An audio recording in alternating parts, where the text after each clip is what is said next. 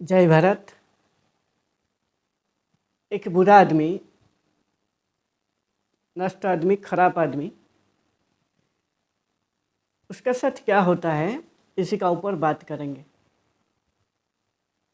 वो बदलेगा या नहीं बदलेगा इसी का ऊपर बात करेंगे। और ये चाणक्य नीति का अध्याय 10 में बोला गया है। इसके लिए चाणक्य नीति क्या कहता है और मेरा जो अनुभव है, मेरा हिसाब से भी आपको कुछ चर्चा करेंगे। इसको बारीकी से समझने के लिए कोशिश करेंगे। चाणक्य नीति कहता है एक बुरा आदमी सुधर नहीं सकता। आप पुष्ट भागों को चाहे जितना साफ करे, वो श्रेष्ठ भागों की बराबरी नहीं कर सकता।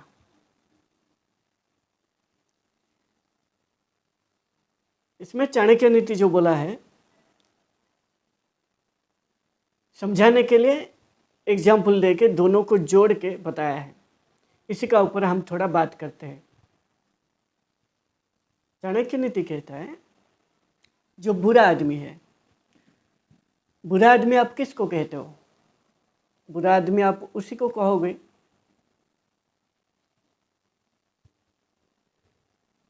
जो चरित्रहीन है, जो नष्ट चरित्र है, उसका आचरण भी सही नहीं है, यानी उसका जो कार्यकलाप है वो सही नहीं है। क्यों सही नहीं है? बुरा आदमी वही बनेगा जो खुद को नहीं जानता होगा, जो खुद को मुक्त नहीं किया है शरीर से। शरीर से आप यदि खुद को मुक्त नहीं करोगे तो आप फिर ही बंधन में बंध जाओगे, और बंधन में बंधने के बाद और आप बुरा हो जाओगे। बुरा आदमी जो भी काम कर रहा है, कोई खराब काम कर दिया, मान लीजिए एग्जाम्पल, एक नारी के साथ वो दुर्व्यवहार कर दिया, या कोई समाज में एक गलत काम कर दिया, उसका काम को देख के, उसका व्यवहार को देख के, उसका बात जो भी बातचीत कर रहा है, बात करने की जो शैली है, ये सभी से आप अंदाज़ा लगाते हो तो बुरा आदमी है या अच्छा आदमी है। और ये सभी कहाँ से आता है? ये सभी आता है उसका अंदर से, जो उसका अनुभव होगा, जो सीखा होगा, उसी के आधार पर जो भी उसका भीतर में अनुभव होगा, जो भी विचार होगा, उसी का हिसाब से वो सामने प्रकट करेगा। इसीलिए चाणक्य नीति कहता है आप पुष्ट भागों को, पुष्ट भागों का मतलब है पिछला, ये सामने है, ये जो आप देख रहे हो ये सामने है, ये पिछला है। और ये जो पिछला हिस्सा को आप जितना अच्छा कर दो, ये सामने वाले का बराबर नहीं कर सकता। क्योंकि आपको जो सामने दिखाई दे रहा है, उसका भीतर में जो है वही दिखाई दे रहा है। अब भीतर में चेंज नहीं करोगे तो आप बाहर में, ये जो बुरा आदमी का क्षेत्र में बोल रहा हूँ, बुरा आदमी का सामने जो आपको दिखाई दे रहा है वो भीतर में ऐसा है। इसलिए आपको भीतर में यदि बुरा आदमी को बदलना है, उसको भीतर में झांकना पड़ेगा, उसका भीतर को बदलना पड़ेगा। जब तक उसका अंदर में वो बदलाव नहीं करेगा, उसका सामने जो है उस सामने वो दिखाई नहीं देगा। और बुरा आदमी इसलिए यदि वो बदलाव चाहता है, एक बेहतर इंसान बनना चाहता है, कुछ जीवन में बहुत बड़ा उसका लक्ष्य होगा, उसका जीवन को जो उद्देश्य है, जिसके लिए उसका जीवन मिला है, धन अर्थ काम मोक्ष, ये जो 4 उद्देश्य होता है एक व्यक्ति का, उस उद्देश्य को प्राप्ति करने के लिए एक व्यक्ति का लक्ष्य होता है हर एक व्यक्ति का। आपका भी होना चाहिए, मेरा भी होना चाहिए, हर एक आदमी का यही लक्ष्य है, खुद को मुख्य करना। और मुख्य का मतलब है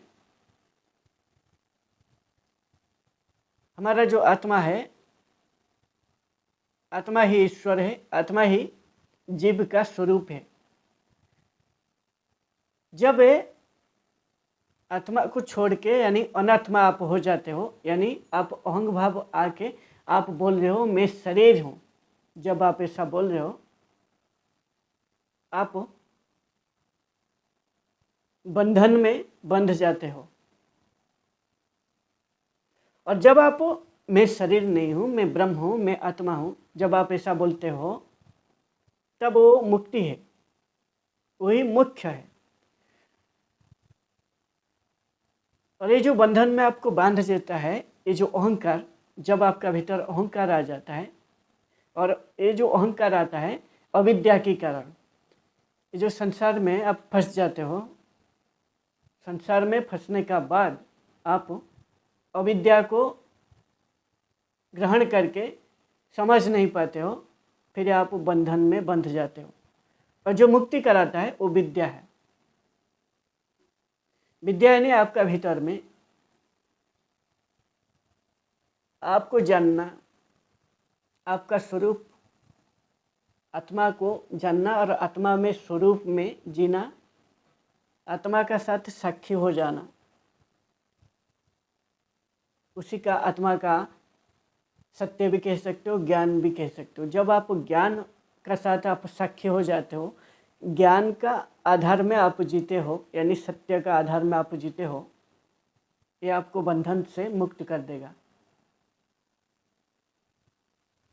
और जो बुरा व्यक्ति है वो खुद को जान नहीं पाता है, इसलिए संसार में फंस जाता है। और संसार में जब फंस जाता है, उसी का हिसाब से जो उसका इंद्रिय है, 10 इंद्रिय, उसी इंद्रियों को खुश करने के लिए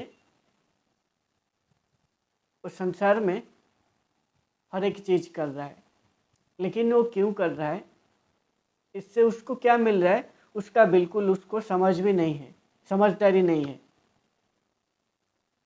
आपको समझना पड़ेगा आपका सामने क्या हो रहा है, आप कब क्या हो रहा है, आप कहाँ पे हो, क्यों हो, आपको क्या मिलेगा।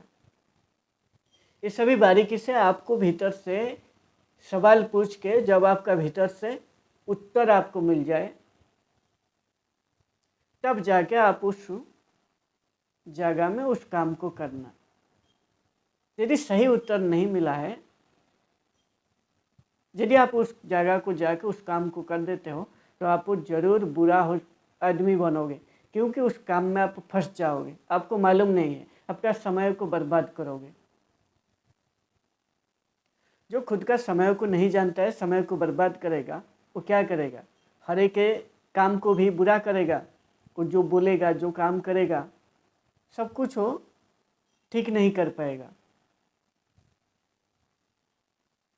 इसलिए वो बुरा बनेगा। और बुरा संगत में भी वो जोग दे देगा, यानी नशा करेगा, नारी को छेड़ेगा।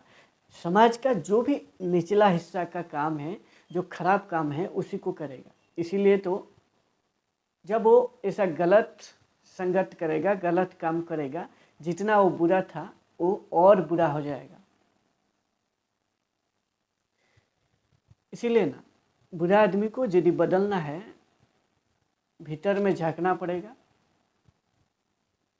उसका भीतर को बदलना पड़ेगा। बदलाव करने का बाद जाके वो बारीकी से, और एक दिन में बदलाव नहीं होगा, खुद को जानना पड़ेगा उसका गलती कहाँ पे है, कौन सा विचार उसको बुराई की तरफ लेके जा रहा है, कौन सा विचार उसको अच्छाई की तरफ लेके जाएगा। जब तक ये सोचेगा नहीं, उस विचार को देख नहीं पाएगा, उसका साथ क्या घट रहा है, जब तक वो जान नहीं पाएगा, तब तक वो उसका समय को सही से यूज नहीं कर पाएगा। और एक व्यक्ति के लिए सबसे जो बड़ी महत्वपूर्ण बात समय है। जो व्यक्ति समय को समझ लिया, और समय को समझने के लिए मतलब है, इसका मतलब है वो जो भी जगह में होगा, जो भी जगह में, जो भी समय में, जो भी काम करेगा, उस काम को बारीकी से नीति में करेगा। उचित जगह में, उचित समय पर उचित काम करने की जो कला है, ये कला को नीति कहा जाता है। और वो व्यक्ति नीति में काम करेगा।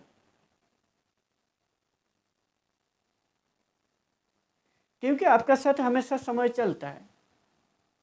समय आपका ऊपर पूरा, ये जो समय है, इस समय आपका ऊपर नज़र रखा है। आपको कुछ दिन का मेहमान हो ये मृत्युलोक में। इस समय को यदि आप सही से यूज करोगे, व्यवहार करोगे, तो इस समय का उचित मूल्य आपको मिलेगा।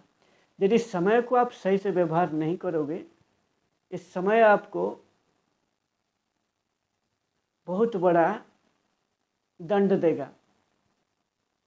और वो दंड ना बहुत बड़ा दंड होगा, इसको सहन करना बहुत मुश्किल होगा।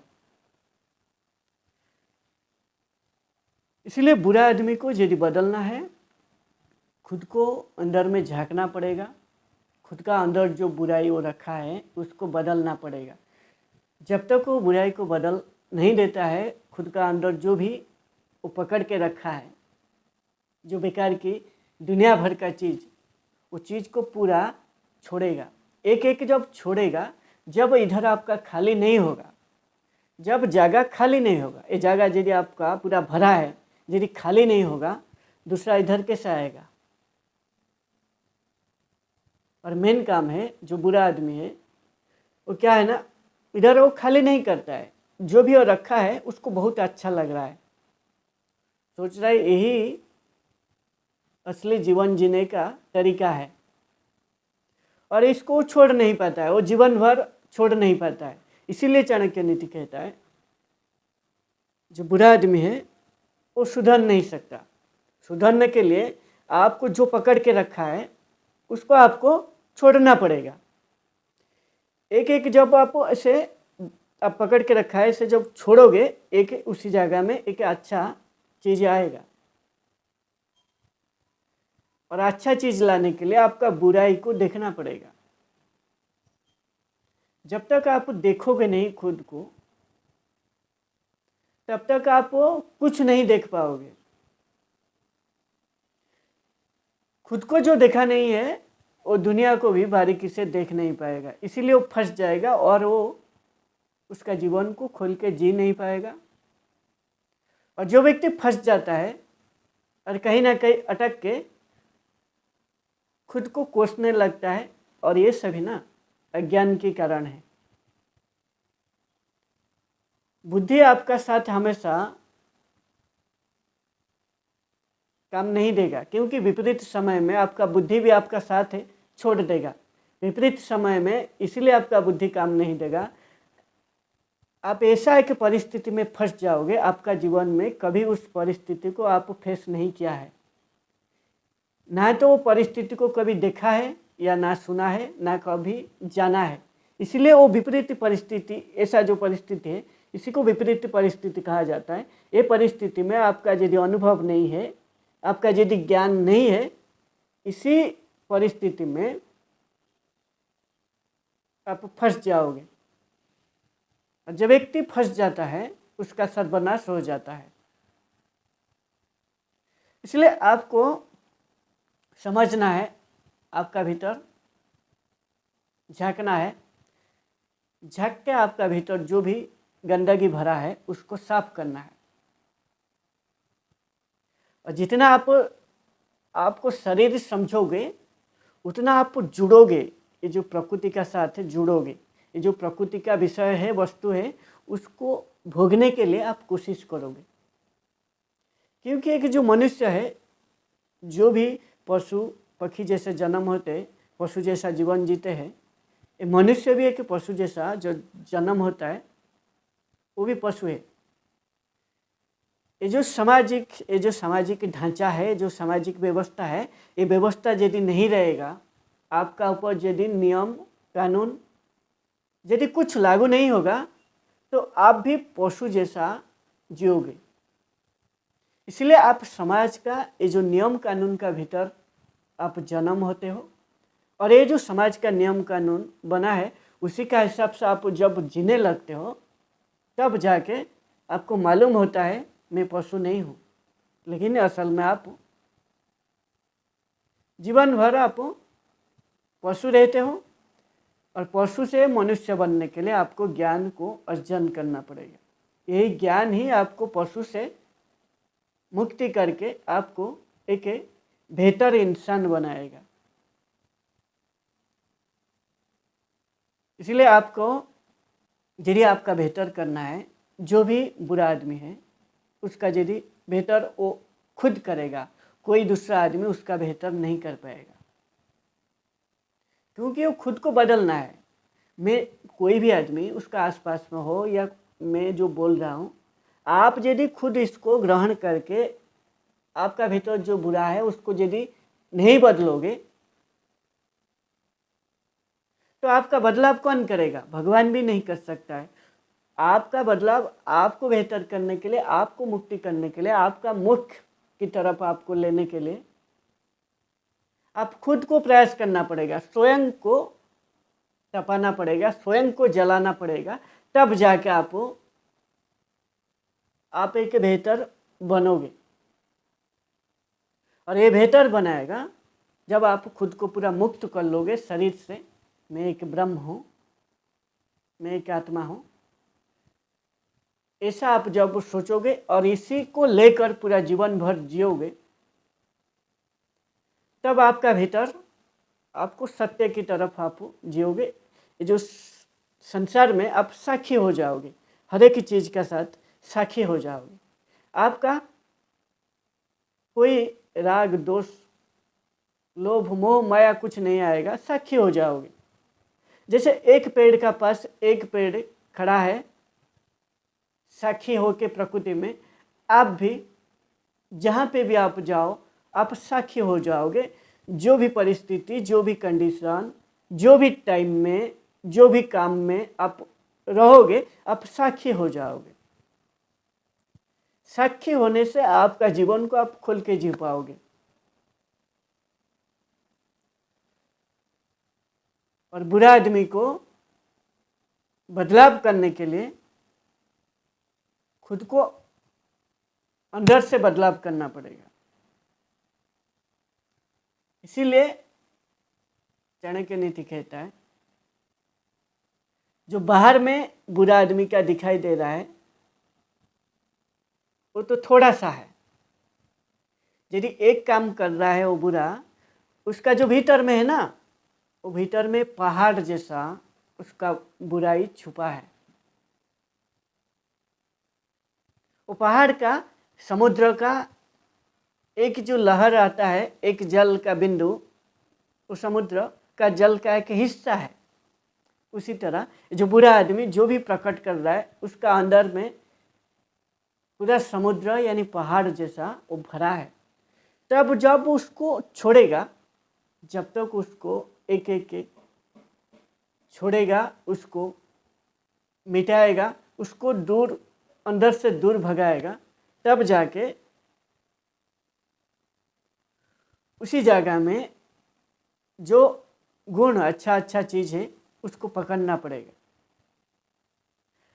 और व्यक्ति खुद को समझने से, खुद को जानने से, जो व्यक्ति खुद को जान लेता है और बाकी और कुछ उसको जानने के लिए बचता नहीं है, बड़ी आसानी से जान लेता है।